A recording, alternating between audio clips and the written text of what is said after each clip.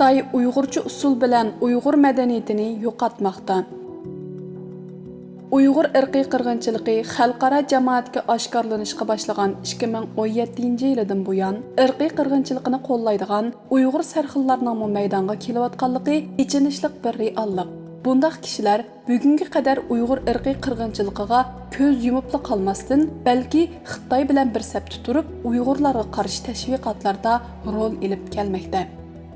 Mana bugungi kunda Xitoylarni Uyg'ur usulining varisiri qilish uchun hayotini atagan Xinjiang san'at institutining usul ijodiyatchisi Rahmatulloh Amanullohmi dal mushundaq tiplardan biridir. Xinhua torining bu yil 26-maydagi xabarida Rahmatulloh Amanulloh butkul Xitoydagi atalmış maydon usuli yangirlarning o'rniga Uyg'ur usulini o'ynashni umumlashtirish uchun xizmat qilayotganligi ko'rsatilgan. Xabarda deyilishicha, Rahmatulloh Amanulloh 2020-yildan buyon Xitoyning Beijing, Shanxay, Chengdu, Wuhan, Xi'an va Sanya qatorliq joylarda Uyg'ur usuli havaskorlariga dars o'tib, 6000 ga yaqin 7 yoshdan 87 yoshgacha bo'lgan Uyg'ur usuli havaskorlarini tarbiyalagan. Xitoyning har qaysi cho'ng-kichik shaharlarining bog'cha va xalq maydonlarida yillardan beri o'ynalib kelayotgan Xitoycha maydon usuli yoki yangirlarning o'rniga Uyg'urcha usul almasa, nihoyat go'zal bir manzara o'tirg'i chiqadiganligi tabiiy. Chunki necha ming yillik buyuk bir madaniyatning namoyandasi bo'lgan Uyg'ur usulidagi nafislik, go'zallik, nazokat va estetik ma'nolarni Xitoycha maydon usuli yoki yangirlardan his qilish aslo mumkin emas. Ammo masala shuki, Xitoyning bog'cha va maydonlarida Uyg'ur naqshi musiqalarining yangrab turishi va uningga moslashib usulga tushgan qiyri yoshlar tashqi ko'rinishda Uyg'ur milliy madaniyatining gullab yashnayotganligidek ta'sir paydo qilganligi aniq. Hatto bu xil manzara Xitoyning ko'p manbalik madaniyatga yo'l qo'yadigan millatlarning barobarligi, hatto g'arb davlatlarining besib tushgidek darajada amalga oshirilgan bir davlatdek holat ko'rsatish mumkin. Ammo bundaq bir go'zal manzara va g'oyiviy davlat obrazining keyniga yoshiringani kishini andishiga soladigan qo'rqinchli bir reallikdir.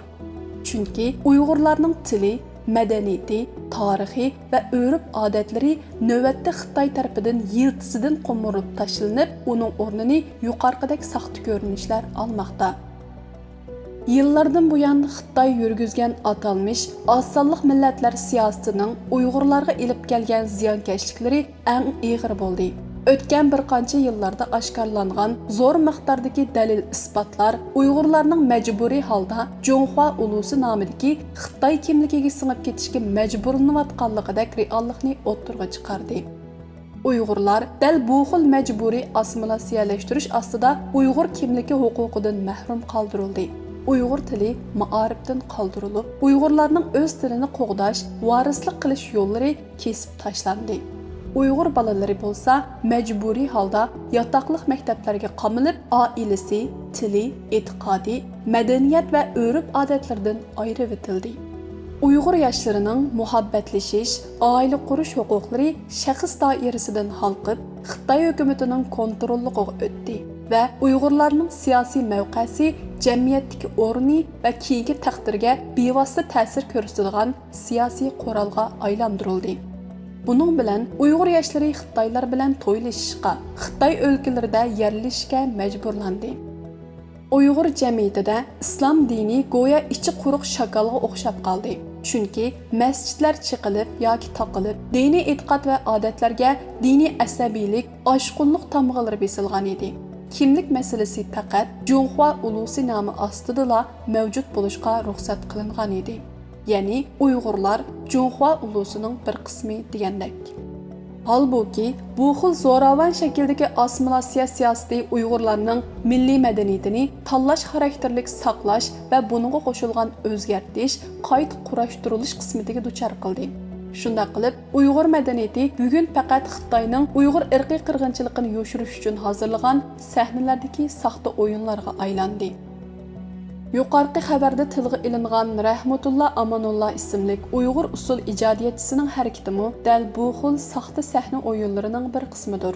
Chunki Rahmatullohning o'quvchilari asosli Xitoy usul havaskorlari bo'lib, Onun o'qitish xizmatining darsxonalardan bog'cha va maydonlarga, bir kasbiy usul o'qituvchisidan bog'cha va maydonlardagi badan chiniqtiruvchiga aylanishi albatta sababsiz emas. Ya'ni Xitoy Rahmatulloh Amanullohga o'xshash kishilar orqali Uyg'ur usulini nuqul yo'sindagi badan chiniqtirish harakati holatiga keltirib, uning millat xosligi, alohidaligi, siyosiyligi, tarixiyligi qatorliq turli alohidaliklarni butunlay yo'qotib tashlay oladi. Amaliyotda bu harakat yumshoq usuldagi assimilyatsiya qilish uslubi bo'lib, u Uyg'ur usulining tashqi ko'rinishini vayron qilmaydi, balki uning umumiy gavdasi va u paydo bo'lgan tuproqni vayron qilib etadi. Bunda qilish bilan kelgusida Xinjiang usuli nomidagi Uyg'ur usuli shakli jihatdan bor bo'lgan, hatto davlat tarafidan qo'g'diladigan milliy madaniyat mirosiri qilingan, ammo uni o'ynaydiganlar Uyg'ur bo'lmagan bir manzar shakllanishi mumkin.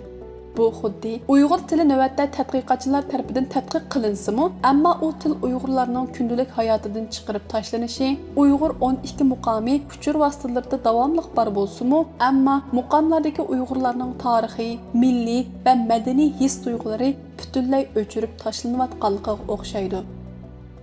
Texmi qo'rqinchligi bu xil uslub go'yo Uyg'urlarning madaniyat meroslarini Xitoy davlati taraqqiy qildirgan va qo'g'dayotgandek manzar paydo qilish bilan teng, reallikda Uyg'urlarni chetga qiqish, so'z haqlarini tortib olish, majburiy bo'ysundirib va xitoylashtirishdir.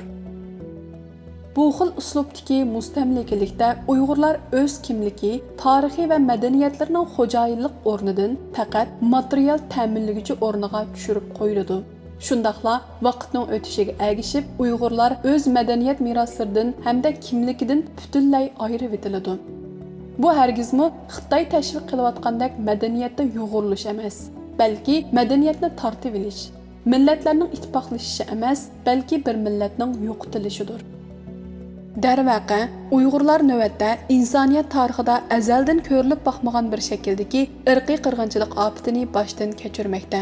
Bu xil irqiy qirg'inchilikda garchi zo'r ko'lamli qurolliq to'qinish, qo'rqinchli jang maydoni va ko'ch-ko'ylarda ko'zga ko'rinib turgan jasadlar, qonlar ko'rinmagandek qilsa-mu, ammo Uyg'urlar millat gavdasi bo'yicha sistemalik vayron qilinayotdi.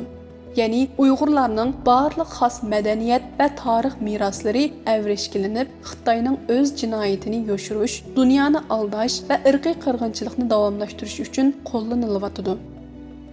Yig'ib aytganda, Xitoyning Uyg'ur usulini Xitoycha maydon usuli va yangillarning o'rniga dastatmoqchi bo'lishi yanada Uyg'ur irqiy qirg'inchiligining bir parchasidir. Bu xil chiroyli to'n ostida davom qilayotgan Uyg'ur irqiy qirg'inchiligi bugun faqat Uyg'urlarning talaysizligi bo'lishi mumkin. Ammo shundaq deyishga haqliqmizki, tog'dak isbotlar bilan ichib tashlanayotgan bu chiroyli to'n ostidagi irqiy qirg'inchilikqa davomli ko'z yumilsa, Uyg'urlarning talaysiz qismati butkul insoniyatning ichinishlik kelgusiga aylanishi ehtimoldan hech yiroq emas.